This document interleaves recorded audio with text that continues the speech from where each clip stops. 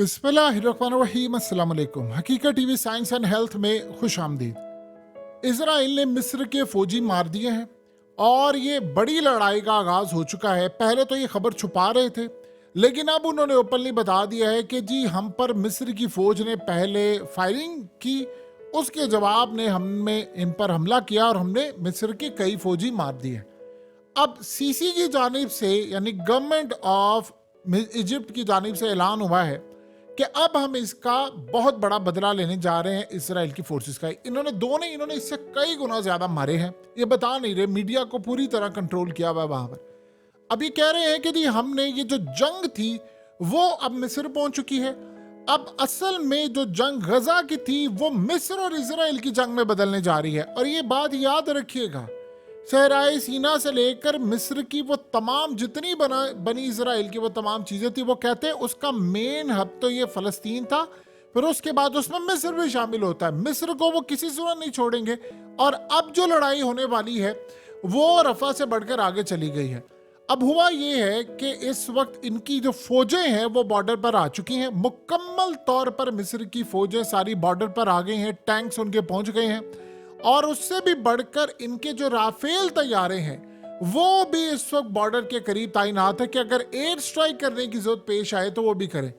लोगों को शायद ख्याल ना हो, लेकिन मिस्र के पास जो इंडिया के पास राफेल तैयारे इनके पास भी है। यानी असल में इनके पास 24 के करीब राफेल तैयारे हैं। और इसी तरह इन्होंने बाद में एक बड़ा कॉन्ट्रैक्ट किया था, $5 अरब के करीब लोन लिया, उठाया। अब इनको 2024 में मजीद तैयारे मिल रहे हैं, यानी इन्होंने 30 लेने हैं मजीद।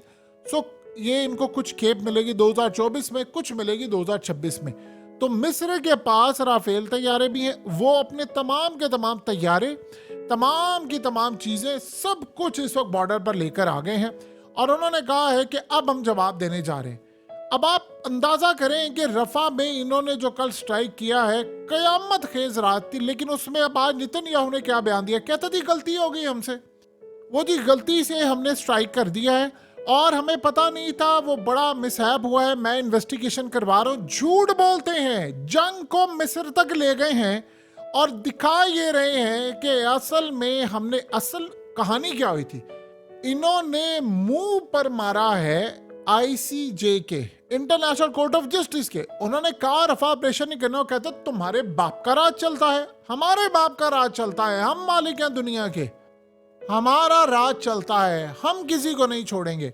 सो लिहाजा अब सूरत हाल ये पैदा हुई है कि उन्होंने फैसला ये कर लिया है, किसी सूरत उन्होंने अब इनको नहीं छोड़ना।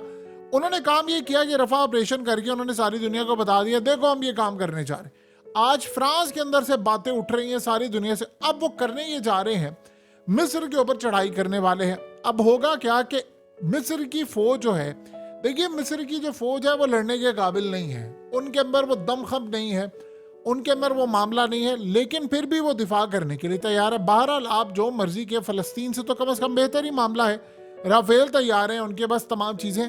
लड़ाई अब होने वाली है मिस्र के साथ। अब कोशिश ये की जा रही है कि फिलहाल कुछ देर के लिए मामला काम डाउन किया जाए। देखिए इसी तरह आप अगर उठाकर देखिए, 76 सालों में मामला ये था कि एक हमला कर दिया, बाद में कहा जी माजरत है, हम इन्वेस्टिगेशन करेंगे, हम अपने फौजियों को टांगेंगे, फलाना करेंगे, और बाद में मामला खत्म हो गया। आज आप सोचें कि वो जो जंग गजा की थी वो निकल कर मिस्र चली गई, मिस्र के फौजी मार दिए उन्होंने, वो अपनी फौजों को बॉर्डर पर ले आए हैं, उनकी फौजें आ गई हैं, उनके जेट्स आ गए, उनकी तमाम चीजें आ गई हैं। क्या वो लड़ सकेंगे इनके साथ? आप एक बात बताइए, अगर इजराइल ने अमेरिका को कह दिया इनके IMF प्रोग्राम में ऊपर नीचे कर दो, ये सीसी इक्तदार में ठहर नहीं सकता। ये हार्डली, आपको पता है कि जब ये गजा की जंग छिड़ गई थी उससे पहले सिर्फ 1.5 महीने का टाइम था, ये डिफॉल्ट होने जा रहे थे। जब डिफॉल्ट होंगे तो उन्हें सबसे पहले ये कहना है कि जी आप अपनी फौज का साइज कम करें, आप हथियार कम करें, बजट कम करें, फलाना करें, फौज को निकालें। अभी सूरत हाल में मिस्र ने दिया था इनका साथ, ये बातचीत जारी थी इनके मिस्र के साथ। इनका प्लान ये था कि पहले हम निकालेंगे यहाँ से इनको फारिग करके, इनको भेजेंगे मिस्र। अब वो असल में जो स्ट्राइक उन्होंने किया है, ये उन्होंने जो हमला किया है और वो जो जंग छेड़ने जा रहे हैं, उन्होंने मिस्र को पैगाम दिया है कि अगर तुम लोगों ने हमारे खिलाफ जाने की कोशिश की या औकात से निकल कर खेलने की कोशिश की, तो जो हाल इस वक्त फलस्तीनियों का है वो तुम्हारा हाल हो जाएगा, तुम्हारे मुल्क से लोग हिजरत करके कहीं और जाना शुरू हो जाएंगे। अब आप जरा अंदाजा करें कि इस सारी सूरत हाल में उन्होंने सीसी को टाइम दिया है कि तुम्हारे पास ऑप्शन बड़ी क्लियर है, अगर तुम ये नहीं करोगे तो ऐसी शराइत तुम पर आयद हो जाएंगी, तुम्हारी करेंसी मजीद गिरा देंगे। IMF के थ्रू वो कंट्रोल करते हैं। देखिए फौजों को आज के दौर में कंट्रोल कहां से करना। मिस्र की जानिब से बात हुई कि थी हमें मदद करने के लिए जाना चाहिए था, मिस्र की कहां से उन्होंने मदद करने के लिए जाना था। वो IMF को इस्तेमाल करते हैं, IMF उन पर पाबंदियां आयद करता है, उनकी फौजें जा ही नहीं सकती। तो IMF का टूल ही यही है, वो किसी मुल्क की एयरफोर्स को कंट्रोल कर लेता है, फौज को कर लेता है, और मिस्र के साथ उन्होंने यही काम किया। सो अब वो नहीं जा सकते। अब इन्होंने आज पैगाम दिया है कि अब हम आ रहे हैं, या तो हमारी बात मानो या हमारे साथ जंग के लिए तैयार हो। अब सीसी ने बज़ाहिर तो उनकी जानिब से जवाब आ गया कि जी मिस्र का सदर कह दी हम तो इनका जवाब देंगे, फलाना देंगे। आप देखते जाइएगा, वो इनको जवाब तो बड़ी दूर की बात है, इनका वो कुछ बिगाड़ नहीं सकते। अब सिनेरियो क्या बनने वाला है देखिए, मिस्र आज नहीं तो कल फुल फ्लैश जंग में जाने वाला है। जंग असल में फैलानी है, अब इसराइल की बाउंड्री से निकालकर जंग को बाहर लेकर जाना है। यानी अब इन्होंने जंग पहुंचानी है लिबनान में। ये प्लान करके बैठे हुए हैं कि लिबनान पर इनकी एयरफोर्स तैयार है स्ट्राइक करने के लिए, फिर इनकी एयरफोर्स के साथ साथ इनकी तमाम फौजें तैयार हैं मिस्र के साथ जंग करने के लिए। ये चाह क्या रहे हैं? ये चाह रहे हैं कि मिस्र के साथ हम जंग करें, और मिस्र के साथ जंग में जब हमारे ऊपर कोई भी करे तो हम फिर अमेरिका और बाकी फोर्सेस को बुलाएं, फिर हम उनको इस्तेमाल करें। अब होगा क्या, अगले 2-3 साल का सिनेरियो उन्होंने ये बनाया है कि हम जंग करते जाएंगे, कुछ हमारे ऊपर भी हमले होंगे, कुछ हम इनका करेंगे, और सबसे बढ़कर जो अगला प्लान है वो ये है कि अमेरिका की फौज का एक बहुत बड़ा हिस्सा वो इसराइल आ रहा है और वहां पर आकर उसने जंग लड़नी। उसके लिए उन्होंने पहले ही अनाउंस कर दिया है कि हम इनको बड़े अच्छे पैकेजेस देंगे, बेनिफिट्स देंगे, तमाम चीजें देंगे, तो वो यहां पर आ रहे हैं लड़ने के लिए। ये इस वक्त एक सिनेरियो बना हुआ है। अब मिस्र के साथ जो लड़ाई होगी, मिस्र को ये बड़ी आसानी से कैप्चर कर लेंगे, ये आप ज़हन में रखिएगा। अब आप सोचेंगे कि मिस्र को कैसे कैप्चर करेंगे, उनकी तो फौज है, उनके पास राफेल तैयार है, उनके पास फलाना है, सब कुछ है। जितने स्ट्रॉन्ग होल्ड इजराइल के मिस्र के अंदर है, दुनिया में किसी भी जगह नहीं है। वो इजीली काम कर सकते हैं। देखिए कोई भी बंदा अपना इक्तदार जाता हुआ देखकर किसी भी चीज पर कंप्रोमाइज करने को तैयार हो जाता है। सीसी का मामला ये है कि इस वक्त वहां हालात हैं बहुत ज्यादा खराब। मुआशी तौर पर मिस्र का जो हाल है, जो लिबनान का हाल है, आप उसका अंदाजा भी नहीं कर सकते। और ऊपर से ये स्ट्राइक करने के लिए जा रहे हैं। ऑलरेडी कई फोर्सेस यहाँ पर आ चुकी हुई हैं, अमेरिका की, और सब कुछ इनको हथियार मिल चुका है। ये जो इन्होंने $150-200 अरब के ये तमाम हथियार लिए, वो किस चीज के लिए लिए थे? वो हमास पर मारने के लिए लिए थे। आप बताएं, क्या दिमाग और अकल काम करती है कि $200 अरब के इमदाद समेत हथियार इन्होंने ले लिए, इतना कुछ ले लिया, तो वो कहां पर हैं? वो इसराइल में मौजूद है। वो लिए लिबनान के लिए, वो इन्होंने लिए हैं मिस्र के लिए। अब ये जंग को उनकी सरहद में लेकर जाएंगे और वहां पर जाकर आहिस्ता आहिस्ता उनके इलाकों को फतह करते जाएंगे। पहले A पॉइंट से जाएंगे, B से जाएंगे, C। अब ये स्टार्ट हुआ ना, अब वो ब्लेम किसको करे? वो कह रहे जी मिस्र ने स्टार्ट किया था। असल में हुआ ये है कि इन्होंने रफा ऑपरेशन किया, इनको रिएक्शन का डर था, उसके बाद इन्होंने लड़ाई की, वहां से भी उनकी तरफ से रिएक्शन हुआ, अब उनके फौजी मारे गए। अब मिस्र के अंदर भी वही बात चल रही है कि भाई आप जवाब नहीं दे सकते, आपकी फौज, आपके पास राफेल तैयार है, आप करने क्या चाह रहे हैं? अब इनको जवाब क्यों नहीं दे रहे? वहां से उन पर प्रेशर है। सीसी को इस बात का अच्छी तरह पता है कि एक दफा जंग छिड़ गई और हालात खराब हो गए तो देन हमारे हाथ से सारी की सारी गेम निकल जाएगी। फिर उसके बाद जो लोग आज से पहले सड़कों पर नहीं आए वो आ जाएंगे, और ये ना हो कि इक्तदार सबके फारिग हो जाए। आप गौर एक चीज पर करते जाए, जंग मिडिल ईस्ट में दाखिल हो चुकी है। वो बहरीन का जो किंग गया था, वो किस लिए गया था पुतिन के पास? वो इसी मकसद के लिए तो गया था कि जंग मिडिल ईस्ट में दाखिल हो गई है, वो हर घर में आने वाली है। ये तो सिर्फ एक शुरुआत थी कि गजा और फलस्तीन तो सिर्फ एक बहाना था, पूरा मिडिल ईस्ट उन्होंने लेना है। अगर किसी को गलत फहमी है कि जंग यहां पर रुकने वाली है, तो अपनी गलत फहमी अच्छी तरह खत्म कर लें। देखिए अमेरिका ने इजराइल को यह बात कही थी कि आप लोगों ने किसी सूरत, यानी अब यूरोप को और इजराइल को ये कहा है कि ईरान का जो एटमी प्रोग्राम, ये जो चीजें हैं, जब तक कि हमारा इंतखाब नहीं हो जाता, इलेक्शन नहीं हो जाता, आपने ईरान के खिलाफ कोई काम नहीं करना। अब ये लेटेस्ट डेवलपमेंट आई है जो बाइडेन ने यूरोप को कहा है और इजराइल को कहा है। इसराइल को ये बात लग रही है कि इस सारी सूरत हाल में ईरान बन रहा है बहुत बड़ी ताकत। ये सिनेरियो ना हो कि ईरान इतनी बड़ी ताकत बन जाए, क्योंकि लड़ाई खत्म नहीं हो पा रही। अब वो ऑपरेशन रफा में चला गया है, अब वो आगे मिस्र चला गया है और वो आगे बढ़ता जा रहा है। अब प्रॉब्लम यहाँ पर ये हो रही है कि ईरान ने सिर्फ अपना मुल्क देखा। देखिए उन्होंने कैसे लड़ाई की और क्या क्या चीज़ें टेस्ट की। चाहे आप उसको इजराइल की हार ही कर लें कि जो हमला किया था ईरान ने, उन्होंने पहले इनकी एम्बेसी उड़ाई, उन्होंने ईरान को दावत दी कि आओ हम पर हमला करो, जंग वो करना चाह रहे थे ईरान पर जंग, लेकिन ईरान ने चूंकि हमला इतना बड़ा जवाब दे दिया, हमला इतना बड़ा कर दिया जिसकी कोई इंतहा नहीं है, इजराइल दुबक कर बैठ गया। इस वक्त आपको पता है कि जंग ईरान में लड़ी जा रही होती और अमेरिका पाकिस्तान को कह रहा होता कि भाई ठीक है आप हमें अड्डे दें, अगर ये सारा सिनेरियो ना होता, ईरान का इतना बड़ा हमला ना होता, तो ईरान के साथ इन्होंने जंग करनी थी शुरू। इन्होंने याद रहे कि मिस्र जो है वो ईरान के खिलाफ है और वो हौसियों के भी खिलाफ है, तो उन्होंने करके उनको पार्टनर बनाना था। अब प्रॉब्लम ये है कि जब इनको समझ नहीं आ रही, इंटरनेशनल कोर्ट से फैसला आ रहा है, वो रौंदते जा रहे हैं, रौंदते जा रहे हैं, रौंदते जा रहे हैं, और करते करते करते अब वो यहाँ पर आ गए हैं कि अब इस जंग को वो कह रहे हैं कि अगर हम अपने ही मुल्कों में लड़ते रहे तो मामला खराब होंगे, इनको बाहर लेकर जाए। आप बताइए कि आज नेतन्याहू का इतना बड़ा बयान आया, उसने कहा जी हमसे गलती हो गई, तो गलती उसने करके क्या की? वो शिफा हॉस्पिटल में उन्होंने मिसाइल मार दी, बमबारी कर दी, पूरा हॉस्पिटल तबाह कर दिया, और बाद में कहा जी यहाँ माजी नहीं है, कुछ नहीं है। तो दुनिया ने उनका कुछ उखाड़ा? वो कुछ नहीं उखाड़ सकते।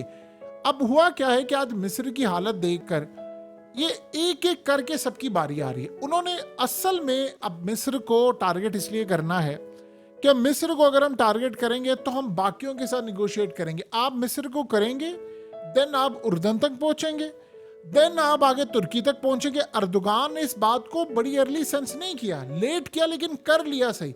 ये आपको जो एक हफ्ता डेढ़ हफ्ता पहले अर्दोगान ये बार बार चीखते हुए जो कह रहे हैं, बार बार वही की बात कह रहे हैं कि हमारा नंबर आ गया है, अंतोलिया का नंबर आ गया है, इस्तांबुल पर इन्होंने हमला करना है, तुर्की पर हमला करना है, और अगर ये यहाँ पर हार गए तो फलाना, उनको पता है। और ये बात कनेक्ट कर लीजिए, डॉट्स भी कनेक्ट कर लें कि अर्दोगान को यहाँ तक भी पता, और अर्दोगान को इस बात का भी अच्छी तरह इदराक है कि हमारी फौज और हमारे लोगों के अंदर ऐसे बंदे शामिल हैं जो इजराइल की मदद करेंगे और मुझे पावर से हटा देंगे। अब आप सोचें कि वो कर क्या रहे? वो ओपनली कह रहे जी हमास की अगर शिकस्त हुई तो तुर्की भी हार जाएगा।